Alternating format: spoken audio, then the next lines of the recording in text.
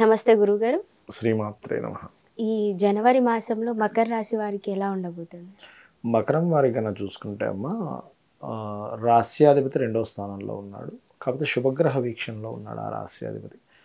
కాబట్టి గతంతో పోల్చుకుంటే సక్సెస్ రేట్ అనేటువంటిది ఖచ్చితంగా పెరుగుతుంది ఇప్పుడు.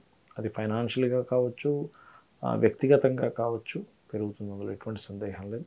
కాకపోతే పన్నెండులో కాస్త రెండు పాపగ్రహాలు ఉన్నందుకు గవర్నమెంట్ రిలేటెడ్గా గవర్నమెంట్ గురించి సంథింగ్ కొన్ని గవర్నమెంట్ సంబంధం మూలంగా కొన్ని ఖర్చులు అవుతాయి ఈ సమయంలో, జనవరి మాసంలో.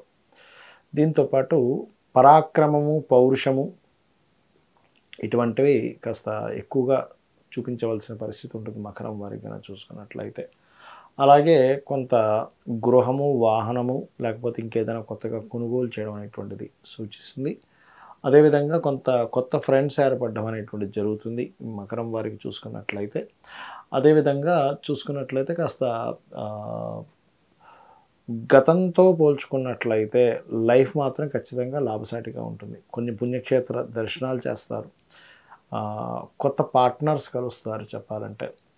అదేవిధంగా ఈ 11వ స్థానంలో ఉన్న గ్రహాలని, భాగ్యంలో ఉండే గ్రహాలని, కుటుంబ సంబంధించిన ప్లేస్లో ఉన్నటువంటి గ్రహాన్ని కనుక చూసుకున్నట్లయితే కొంచెం ఫైనాన్షియల్ స్ట్రెస్ అనేది ఉంటుంది. బట్ ఇది శాశ్వతం కాదు. ఎందుకంటే రెండులో శని ఉన్నంత మాత్రాన ఖచ్చితంగా ఫైనాన్షియల్ స్ట్రెస్ కంటిన్యూ అవ్వాలని రూల్ లేదు. బికాజ్ ఆఫ్ అది వీక్షిస్తున్న గ్రహాలు శుభగ్రహాలు మూడో దృష్టితో గురువుని చూస్తున్నాడు, దశమ దృష్టితో శుక్రబుధులను చూస్తున్నాడు. కాబట్టి స్ట్రెస్ ఈ మంత్ తగ్గుతుందని చెప్పాలంటే గతంతో పోల్చుకుంటే. ఎందుకంటే గత నెలలో ఈ రెండు గ్రహాలు ఇక్కడ ఉండేవి, ఇది ఇక్కడ ఉండేది.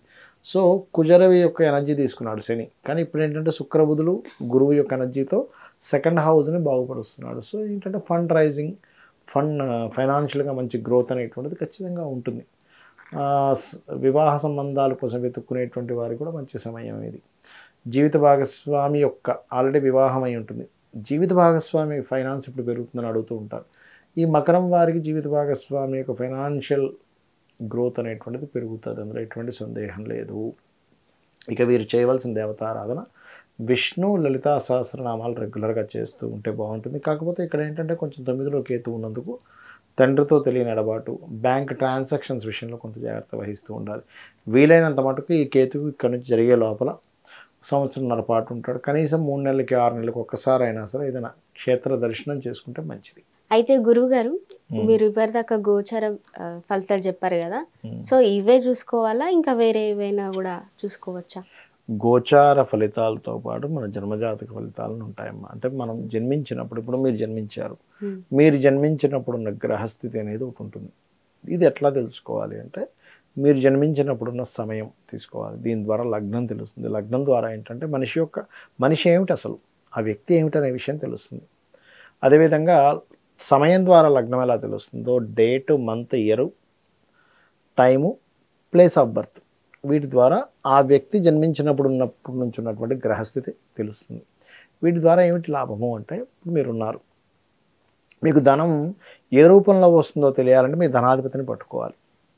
మీకు ధనం ఇచ్చేవాడు అసలు ఎవరు, ఆ ధనాధిపతిని మనం తెలుసుకోవడం ద్వారా ఏం తెలుస్తుందంటే మీరు ఏ రంగాల్లో బాగా కలిసి వస్తుంది, ఎప్పుడు మీరు ధనం ఇన్వెస్ట్మెంట్ చేయాలి, ఎప్పుడు ఇన్వెస్ట్మెంట్ చేయకూడదు. కొంతమంది షేర్స్లోని, మ్యూచువల్ ఫండ్స్లో ఇన్వెస్ట్మెంట్ చేస్తుంటారు. రైట్ టైంలో ఇన్వెస్ట్మెంట్ చేస్తే డబ్బులు వస్తాయి, రాంగ్ టైంలో ఇన్వెస్ట్మెంట్ చేస్తే పోతాయి. అది తెలుస్తుంది. అలాగే కుటుంబ వ్యవహారాలు తెలుస్తాయి, కుటుంబంతో ఉండే రిలేషన్స్ తెలుస్తాయి సెకండ్ హౌస్ వల్ల. ఇప్పుడు థర్డ్ హౌస్ రీడింగ్ అని ఉంటుంది ఆస్ట్రాలజీలో. ఈ థర్డ్ హౌస్ రీడింగ్ వల్ల ఏమిటంటే మీకు అన్నదమ్ములతో సఖ్యత ఎలా ఉంటుంది. కొంతమందికి అన్నదమ్ములతో గొడవలు ఉంటాయి, కొంతమందితో మోసపోతారు, కొంతమంది వాళ్ళే సపోర్ట్ చేస్తారు. అది మీరు తెలుసుకున్నారనుకోండి, ఓకే నేను అన్నదమ్ములతో వెళ్తే ఇబ్బంది అవుతుంది, అలాంటప్పుడు ఏదైనా బిజినెస్ అనుకుంటే వెళ్ళరు. అలాంటప్పుడు ఎందుకు గొడవలు వస్తాయని తెలిసింది, దూరంగా ఉంటారు. అంటే ఇట్స్ వెరీ క్లియర్లీ మన జన్మజాతకం మనం ఏమిటి, మనం ఏం చేయాలి, ఏం చేయకూడదు, ఎప్పుడు ఎలాంటి నిర్ణయాలు తీసుకోవాలని చెప్తుంది జ్యోతిష్ శాస్త్రం. అదేవిధంగా 4th హౌస్ రీడింగ్ అంటారు ఇందులో. అంటే మీ విద్య ఏమిటి. అదేవిధంగా ఇందాక నేను మీకు మీ జాతకం చూసాను, ఏమంటే మీకు ఎడ్యుకేషన్ బ్రేక్ అయిందమ్మా అన్నాను లేదా, మీరు చెప్పారు, మీరు నాకు చెప్పలేదు, ఫస్ట్ టైం చూడడం అన్నాను లేదా, అట్లా తెలుస్తుంది అనమాట. అట్లాగే రెండవది ఏంటంటే ఇక్కడ మనిషి యొక్క తత్వం ఏమిటి, ఇది లగ్నం బట్టి ఎలా తెలుస్తుందో మనిషి యొక్క మానసిక తత్వం ఏంటి, మానసిక స్థితి ఏంటి, 4వ భావం బట్టి తెలుస్తుంది. తల్లిదండ్రులకు ఎట్లా ఉంటుంది, అదేవిధంగా ఒకవేళ మీరు గృహం కొనుక్కుంటే ఎప్పుడు కొనుక్కుంటే మంచి, చాలామంది తెలియక రాంగ్ టైంలో కొనుక్కుంటారు. రాంగ్ టైంలో కొనుక్కోవడం వల్ల ఇబ్బంది పడతారు. రైట్ టైంలో కొనుక్కోవాలి, రైట్ డైరెక్షన్లో. అన్ని డైరెక్షన్స్ మంచివే, ఒక్కొక్క పేరుని బట్టి ఒక్కో డైరెక్షన్ మంచిది. వాస్తంతా మంచిదే, కానీ ఎవరికి ఏది పనికి వస్తుందని తెలుసుకోవాలి. ఎలాంటి సింపుల్ ఎగ్జాంపుల్, బ్లడ్ గ్రూప్స్ ఉంటాయి. రక్తం అంతా ఎర్రగానే ఉంది కానీ ఏ రక్తం పడితే ఆ రక్తం ఎక్కించుకుంటామా? ఎక్కించుకోము. ఎందుకు? అది రివర్స్ అవుతుంది మనిషికి. బికాజ్ ఆఫ్ సేమ్ గ్రూప్ ఎట్లా పెట్టుకుంటామో మీకు కలిసి వచ్చేటువంటి దిశలో మీరు ఉండాలి. అదేవిధంగా వివాహ సమయం కూడా చాలామంది తెలియక వివాహం అవ్వట్లేదని, ఎన్ని సంబంధాలు చూసినా కుదరట్లేదని బాధపడుతూ ఉంటారు. ఇక్కడ బాధపడడం కాదు, ఎప్పుడు ఆ సమయం ఉందో తెలుసుకోవాలి. ఇప్పుడు నేను ఉన్నాను, రాత్రి అర్ధరాత్రి 1 గంటకి 2 గంటలకి 3 గంటలకి మాటిమాటికి డోర్ తెరిచేసి అయ్యో సూర్యుడు రాలేదంటే బాధపడితే ఎలా ఉంటుందమ్మా చూసేవాడికి? 6:30కి సూర్యోదయం, నువ్వు 1 గంటప్పుడు లేచి బాధపడతావు ఎందుకు? అంతే కదా. సో టైము, ఎప్పుడు వివాహ సమయం ఉంది అప్పుడు చేసుకుంటే వాళ్ళ లైఫ్ బాగుంటుంది. ఎప్పుడు లేదో మనం ఆ టైంలో, లేని టైంలో మనం వెతుకుతూ ఉంటాం. ప్రతి మనిషికి 3 నుంచి 5 సార్లు ఉంటుంది వివాహ యోగం అనేటువంటిది.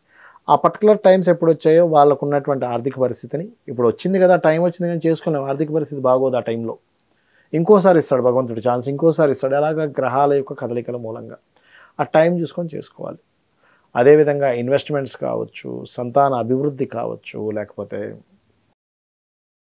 దాని ఏమంటారు జాబ్ కావచ్చు, బిజినెస్ కావచ్చు, ఇవన్నీ కూడా మన జన్మజాతకంలో ఉంటాయి. ఇక్కడ మీకు సందేహం కలుగుతుంది, మరి ఇవన్నీ మన జన్మజాతకంలో ఉంటే ఇప్పుడు కూర్చోబెట్టి ఈ రాశి ఫలితాలు ఎందుకు చెప్పారు అని.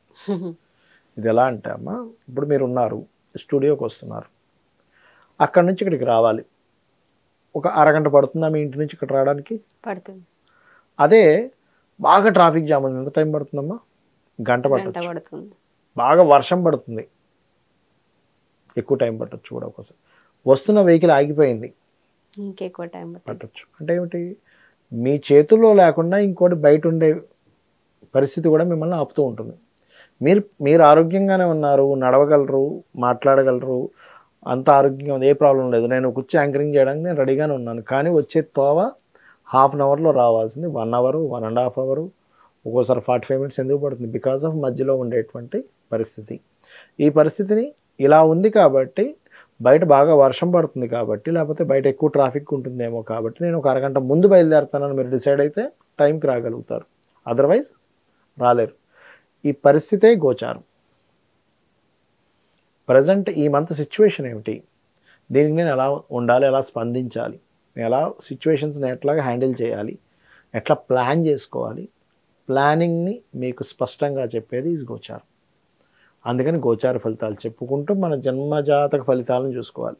చాలామందికి జాతకము తెలియదు, గోచారం చూసుకోవడం అర్థం కాదు, వాళ్ళ డేట్ ఆఫ్ బర్త్లు తెలియవు. అప్పుడేం చేయాలి అంటే, నిత్యము ఉదయం సాయంత్రం చక్కగా లలిత కానీ విష్ణు సహస్రనామాలు కానీ చదువుకుంటూ, గోశాలకు వెళ్ళే అలవాటు ఉంటే గోశాలకు వెళ్ళి గోవులకి ఏదైనా తినిపిస్తూ, భగవంతుడిని శరణాగతి అంటారు దాన్ని. అంటే నాకు ఇవి ఏమీ తెలియవు, నీ పాదాలు నేను పట్టుకున్నాను తల్లి, నన్ను నువ్వు నడిపించు, నా పని నేను చేసుకుంటూ ఉంటా, అన్నిట్లో నేను చూసుకుంటాను, వెళ్తూ ఉంటే అమ్మవారే రక్షిస్తుందని మనకి దేవీ భాగవతంలో ఉంది.